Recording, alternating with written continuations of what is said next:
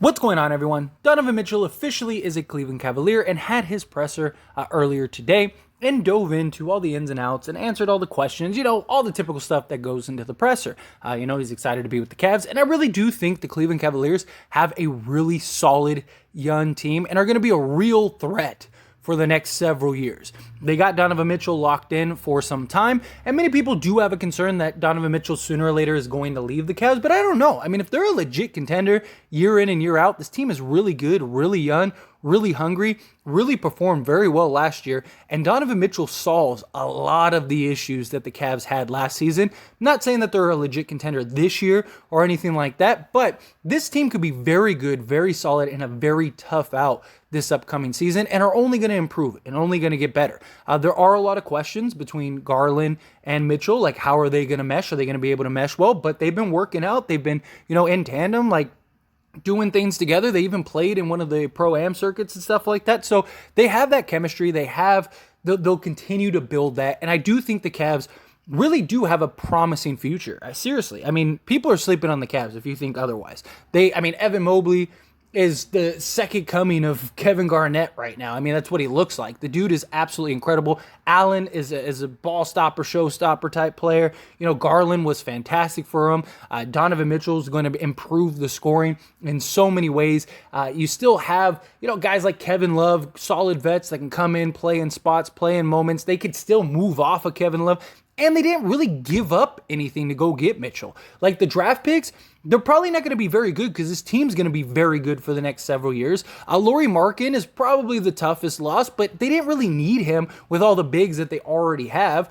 Colin Sexton has the second worst plus minus in NBA history and really wasn't needed by the Cavs. That's why the Cavs didn't really want to pay for him. And then the pick swaps probably never even get used because the Cavs, again, are going to be very good for the next several years. So Cleveland made out like bandits here in regards to acquiring Donovan Mitchell. They got the better of the group of players, and he's a need that the Cavs really needed as that scoring option, that scoring threat, a guy that's not afraid of the big moment, a dude that's put up 50 in a playoff game, stuff like that. But one of the big things that's making headlines that he spoke about was he was asked about the Knicks. And he thought he was going to the Knicks. I mean, and we all did, if we're being honest. Everyone thought the Knicks were the team. I mean, they were the Knicks thought they were the team. The Knicks thought that they were the front runners, that they had the packages in place, that they had the deals in place. They were just trying to work out the ins and outs. They end up extending R.J. Barrett, and the rest is history. And the Knicks end up losing out on Donovan Mitchell. Now, personally, I don't think this is the worst thing in the world for the Knicks. I don't really understand why the Knicks wanted Donovan Mitchell to begin with. I don't think it made a lot of sense when you got Jalen Brunson. Like, yeah, you might put up a lot of points, but who are you stopping? And it's not like you have a bunch of guys that are great defenders around him. Like R.J. Barrett can be serviceable, but, he gets lost at times, is not a great defender.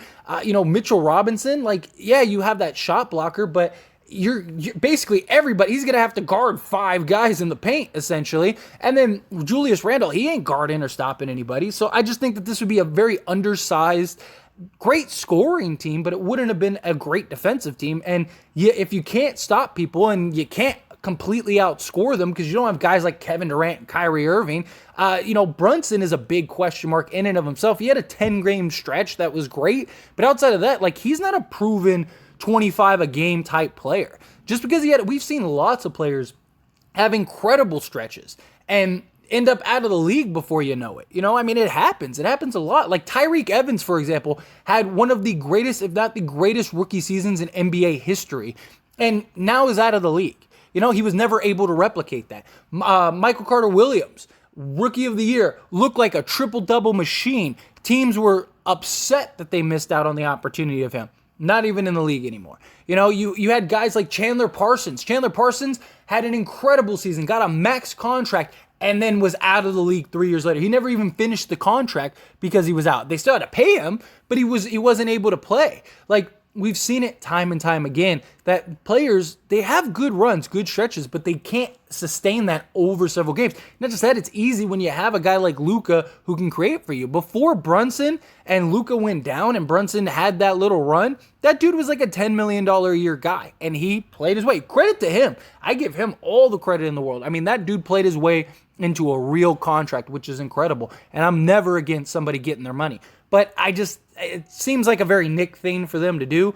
Like, hey, let's go get this guy and overpay him. Like, that's just kind of my thinking, my thoughts. But Donovan Mitchell, if they would have gotten Donovan Mitchell, I question the fit. I question who plays on the ball, who plays off the ball. I guess Brunson could be the guy that plays off the ball. Neither of these guys are a real point guard. They're more of like undersized shooting guards, and they're both 6'1", so you're undersized. Like, I don't think that this is the worst thing in the world for the Knicks. The Knicks are pretty spiteful about it. Like, they're pretty upset about it. They even like released the image of RJ Barrett, and then on top of that, they were like, we never even got a chance to rebuttal and throw out an offer to counter or anything. Like, so they were pretty upset. They were pretty salty about it. And Donovan Mitchell thought he was going to the Knicks too. Like, that was the destination he wanted to go to. He was in New York, like handing out, showing face. Like, all signs pointed to him going to the Knicks. And the Knicks dropped the ball. The Knicks they thought that they were the only ones that could acquire Donovan Mitchell, and Danny Ainge proved otherwise. Again, though, if I'm being honest, I think the Knicks package, whatever that would have been, I think was way better than what you would have gotten from the Cavs, because the Knicks, with Donovan Mitchell, the Knicks picks are probably still really good. Even with Donovan Mitchell, I don't even think that they're a play-in team, definitely not a playoff team. I mean, you never know, injuries, things like that. Maybe they mesh really well, but I don't think that they would have been a legit team. Where the Cavs, they could be a legit team. Like, they could be a top 3 team in the league this year. Because they're young, they're hungry, they're going to care more about winning than, say a team like Miami, where Miami, they're veteran-led, they just want to get into the playoffs and then take their chances, stuff like that. Where the Cavs, they have something to prove. They want to prove that they're legit. So they're going to be trying everything to get that, high playoff seeding, get home court advantage, stuff like that. The Knicks, I just think that the Cavs, you would have gotten more from the Knicks than you did from the Cavs. Even if you didn't get RJ Barrett. Like, if you got Grimes, Toppin, and 3 first, I like that better than what they got. Colin Sexton could be a solid player, but he's coming off of an injury, and again, already has the second worst plus-minus in NBA history, so that's not usually a very good sign. And then on top of that, you got, Lauri Markkanen, who is solid, yes, but Grimes could be a real 3-and-D player, looks really solid. Toppin could be a real rotation guy, or maybe even a grade above that. You would have gotten some better draft picks. I don't know. I just think the Knicks could have put together a better package if they were given the chance. But nonetheless, we have Donovan Mitchell as a Cleveland Cavalier, and I really do think that this is very promising for the Cavs. I mean, and well done to the Cavs. Give the Cavs all the credit in the world. Whether you think they're a contender or not, what they were able to give up to go get Mitchell is huge. They didn't have to give up any rotation guys. They didn't have to give up any of their core guys. Like, now they have a legit big 4. Like, they have solid rotation pieces. You still have Karis LeVert, guys like that. There's a lot of questions with him and his fit and stuff, but still, you have him. I mean, you got Okaro. Like, you got a really good, solid team with the Cavs. And I'm really looking forward to this Cleveland team. I think, worst case scenario, they're going to be extremely fun to watch. Like, extremely fun. I think they're going to be a tough out, night in and night out. They got their closing scorer. They got their go-to guy that can finish games, a guy that can, you're down 5 with a minute and a half left. You can put the ball in Mitchell's hands and let him go get you those buckets to get back in the game. Like, all of that stuff I think is going to be huge. His experience in the playoffs, again, putting up 50 points in several playoff games, stuff like that. Like, you're getting that guy. You're getting that guy that has the chemistry, that has the know-how of what it takes to get there. Yeah, he didn't have huge success with the Jazz, but the dude had to do everything. I mean, the guy was the playmaker, was the scorer, literally was the team. He's going from being the one and only guy that can really generate score and create offense to being the 3rd or 4th guy that can generate score. And I'm not saying that he's going to be the 4th option.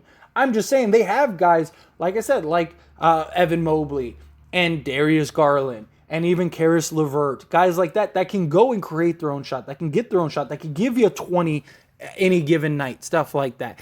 Donovan Mitchell comes in and gets you 25 a game. You have Garland get you 22 to 25 a game. Evan Mobley could get you 22 to 25 a game. I mean, the list of this thing, and defensively, they're going to be great because they have the defensive pieces to mask the liability that Donovan Mitchell is. which he might not be a liability. I mean, people forget when he was coming out of Louisville, he was known as a defensive player. He's 6'1", yes, but he has a 6'10" wingspan. So the guy has size to be effective defensively, guarding, point guards and shooting guards and stuff like that, and even some wings. So he has the length to be a really good defender. He was known coming into the league as a really good defender, but when he went to Utah, he had to become and evolve into this primary scorer.